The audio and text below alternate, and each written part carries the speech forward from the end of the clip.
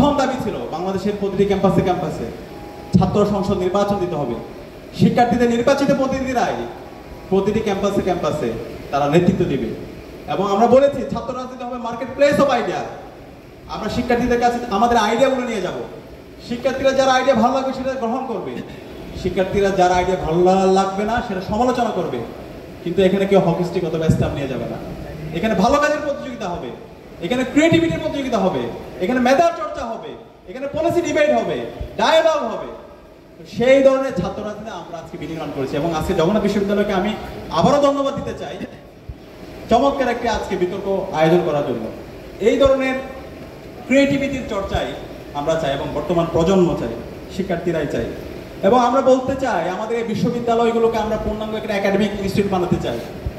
বাংলাদেশ ছাড়া আপনার বিশ্বের কোনো এমন দেশ পাবেন না যেখানে ছাত্র রাজনীতির নামে অপরাজনীতি হয়। আপনি আমাদের পার্শ্ববর্তী দেশ ভারতে যান অথবা নেপাল ভুটানেও যদি যান, ছোট দেশ, ওইখানে দেখতে পাবেন প্রতিটি বিশ্ববিদ্যালয়গুলো এক একটা জ্ঞান উৎপাদনের হাব। শিক্ষার্থীদের কাছে জ্ঞান চর্চা করা, নতুন নতুন জ্ঞানের প্রতি তাদেরকে আকর্ষিত করা।